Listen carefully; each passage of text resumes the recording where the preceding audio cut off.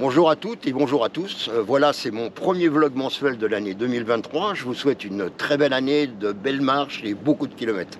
À travers ces vlogs, tout au long de l'année, nous allons vous faire découvrir des petites ou des grandes randonnées, découvrir des marcheurs au travers de leurs portraits, présenter des clubs de marche, faire un point sur les matériels, etc., etc. Allez, c'est parti.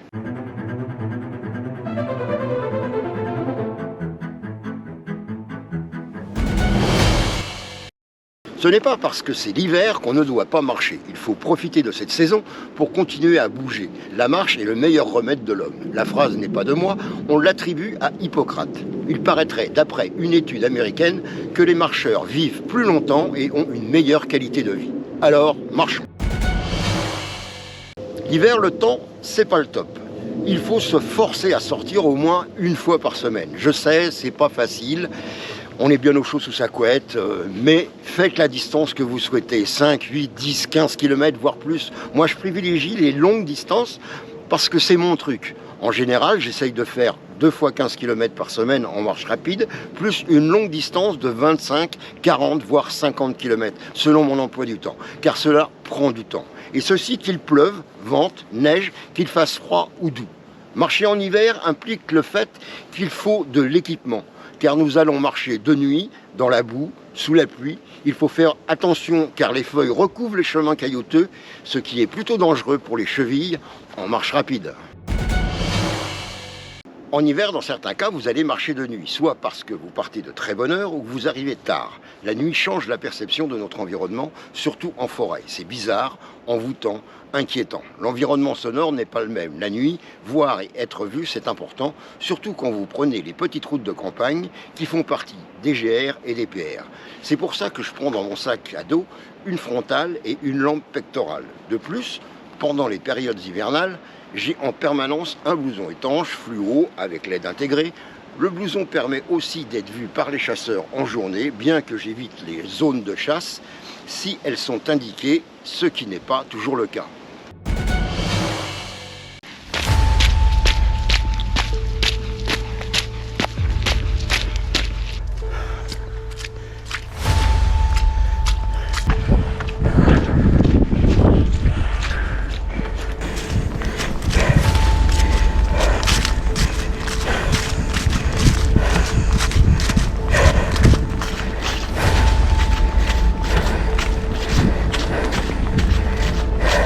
En hiver, les chemins, c'est pas vraiment pareil qu'en été. Vous allez rencontrer de la boue, des flaques d'eau, en bref, c'est pas le pied, mais il est important d'avoir les pieds au sec. Forcément, il faut avoir des chaussures étanches.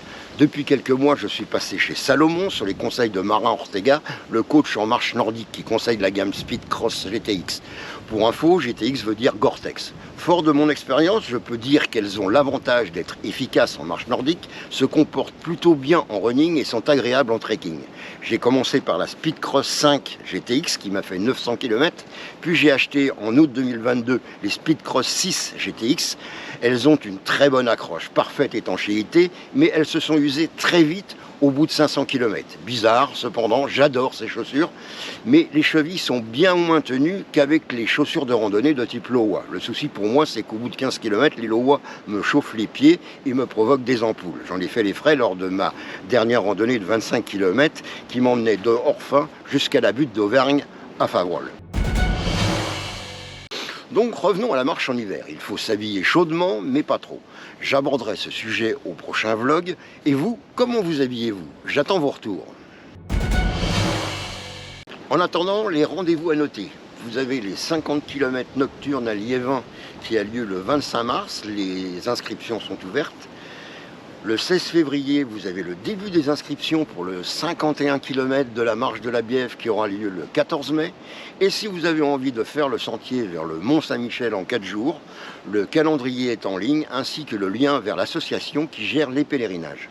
J'ai consacré plusieurs articles sur ces grandes randonnées que vous pouvez retrouver sur notre site papycarambar.com et marcherespire.com. Voilà, on se retrouve en février pour un second numéro. Si vous voulez présenter votre club, vos randonnées, contactez-moi par mail à l'adresse qui s'affiche. Je compte sur vous.